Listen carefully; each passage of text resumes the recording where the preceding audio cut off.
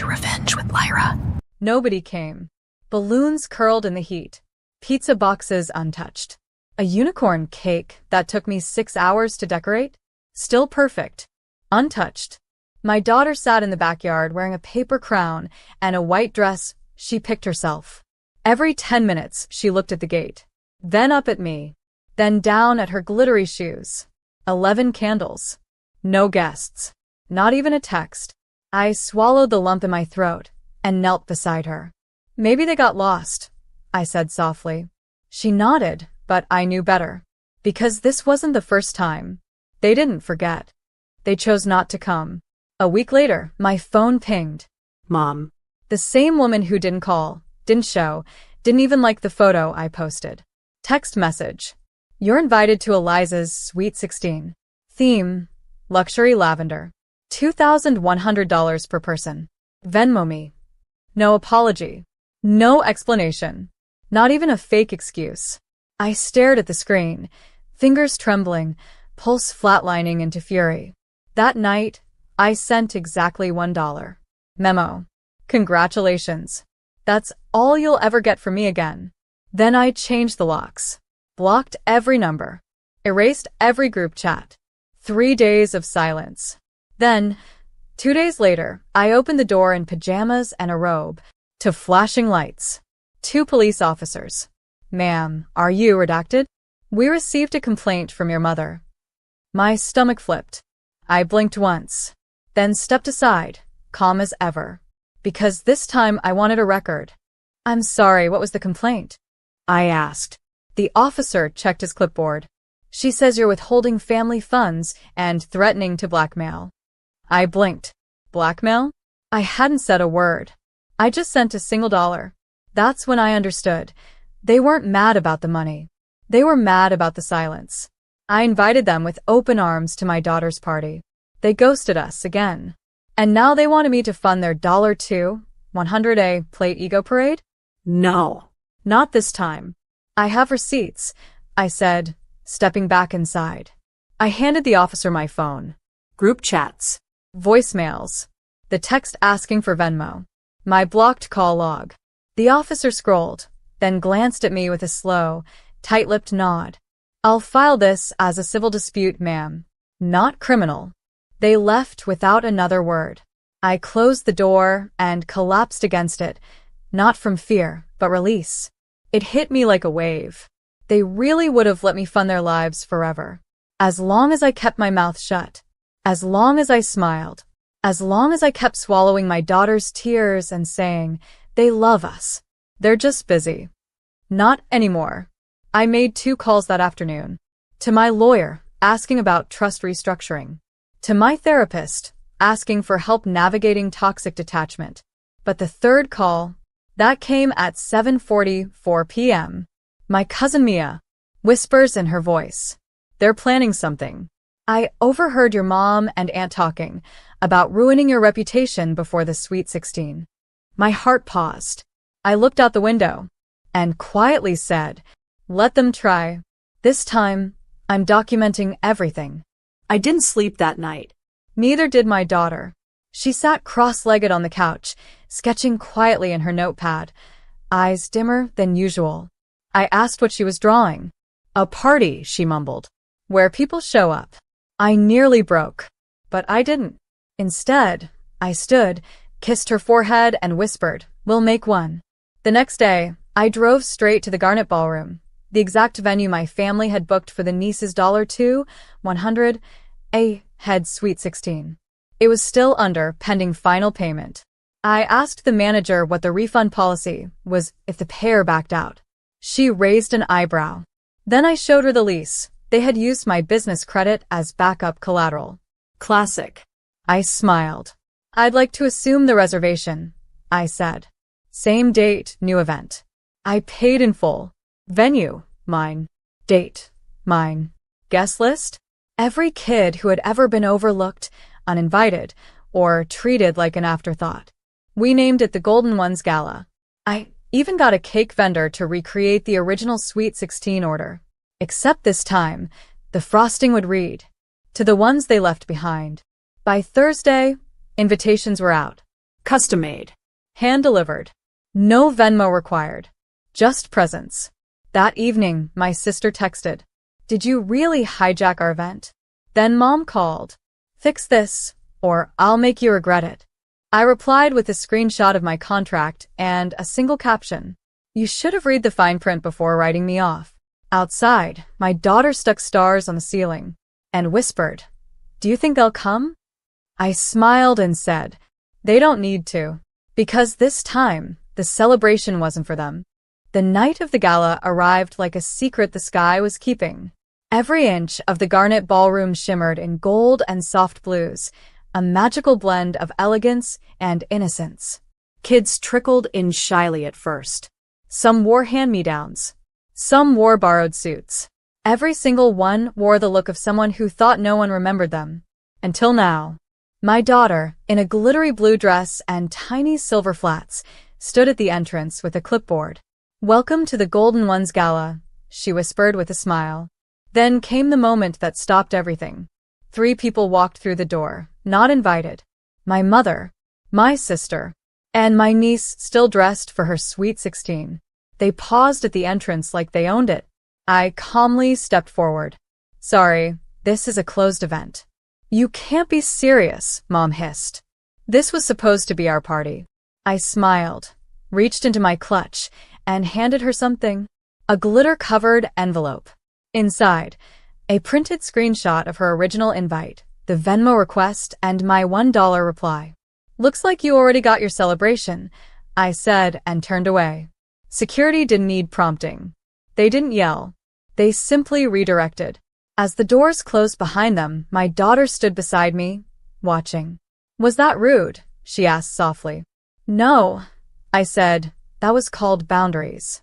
By 9 p.m., a video of the gala had gone viral. One of the guests, a local teen vlogger, live-streamed everything. Caption: "The most beautiful party I've ever been to, and none of her family came. Except the one that mattered." Comments flooded in. My phone buzzed with messages. But for once, I didn't check them. Because inside this ballroom, my daughter was seen. And that was worth far more than $2,100 a head. By morning, the messages turned to threats. "You embarrassed us publicly. Delete that video. We were family before this circus." I ignored everyone. What they didn't know was this. I didn't post the video. The teen who did? Her father was a local reporter, and his morning article headlined, "Single mom throws party for overlooked kids, turns her daughter's pain into joy." Then came the interviews, the podcast features, even a small grant from a local nonprofit who wanted to sponsor next year's gala. My daughter asked shyly, "Can we do it again?" I said yes, but with one condition. No guest lists with people who treat your pain like it's invisible. She nodded. And that's when it happened. 2 days later, a police car pulled into my driveway. My heart dropped. My daughter's fingers wrapped around mine, her eyes wide. I stepped outside. "Ma'am, we received a report of suspected fraud and child endangerment from a family member," the officer said, reading off a complaint. My chest clenched. Child endangerment? The same woman who mailed me a $2,100 invoice now wanted the state to punish me for joy? I asked one question. Was the report anonymous? The officer hesitated, then said, "Not exactly." He handed me a name. My mother's name. My pulse steadied. I looked him in the eye. "Would you like to see the event footage, officer? Or the article?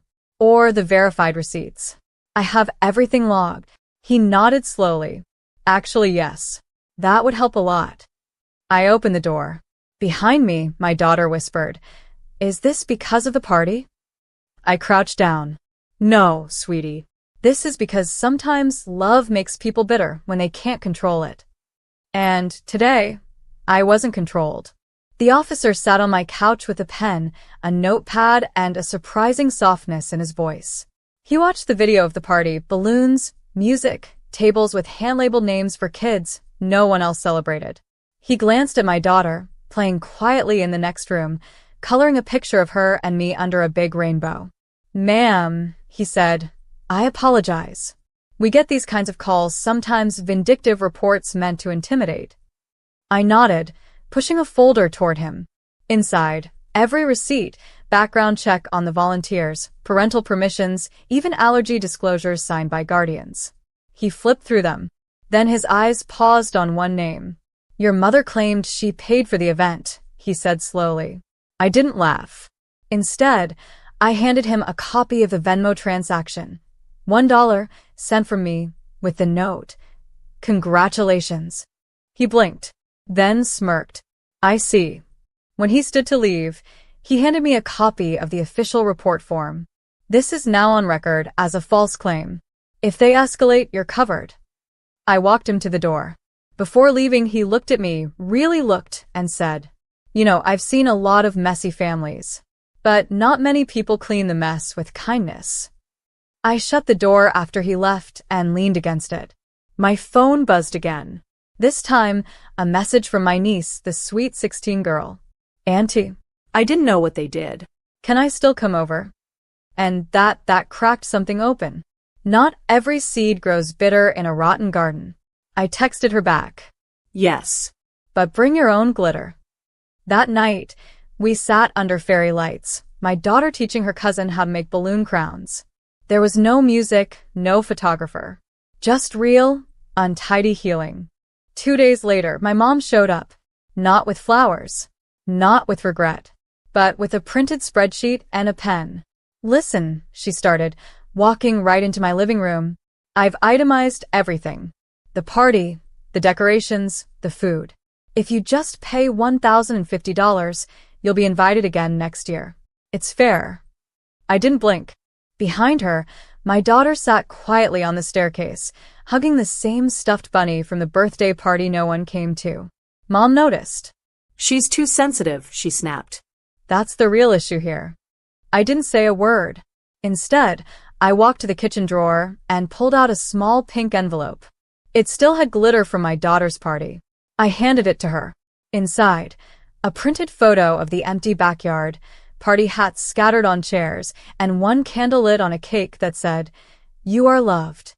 She waited 3 hours, I whispered, in her crown, by the front door. My mother didn't open the photo. She just said, "It's not always about your feelings. Family is messy, but you don't turn your back." I looked at her. "No," I said softly, "but sometimes you close the door before the mess ruins what you've built." She scoffed. So this is it? You're going to exile us. I smiled gently. I'm not exiling anyone. I'm protecting someone. Then I opened the door. She stood still for a moment. Then, without looking at me, she walked out. No screaming. No dramatics. Just the quiet realization that access had expired.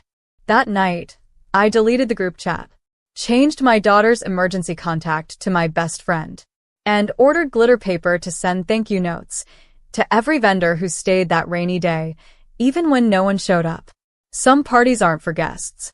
They're for guardians of joy. Say next for the final part, where poetic justice lands quietly like a birthday wish whispered over an uncut cake. A week passed before I heard the knock again.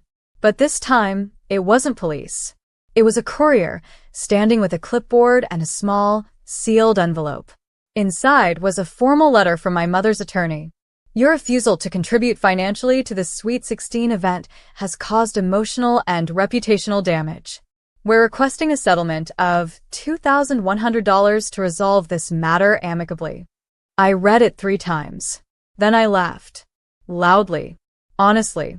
My daughter looked up from her coloring book. Is it another joke, Mom? I nodded, kneeling beside her. The kind that only gets funnier with time. That evening, I typed a single-page response on crisp ivory paper. Dear Counsel, I respectfully decline. Please inform your client that emotional damage cannot be claimed from those who never showed emotional presence. Attached is a Venmo screenshot of the $1 payment sent, with my final congratulations. Also attached, a photo of an 11-year-old girl blowing out candles in a backyard, surrounded by no one but hope. She deserved better. She will get better. This matter is closed. Do not contact me again. I signed it, sealed it, sent it. And for the first time in years, my heart felt weightless. Later that night, my daughter found an old invitation from her party. It still had glitter. "Should we throw another one?" she asked. I smiled. "Only if you want to." She grinned. "Only if it's just us." So we did. Just the two of us, a cake, and fairy lights strung in the hallway. She wore her crown again. And when she fell asleep, cheeks sticky with frosting, I whispered, "You are not anyone's backup."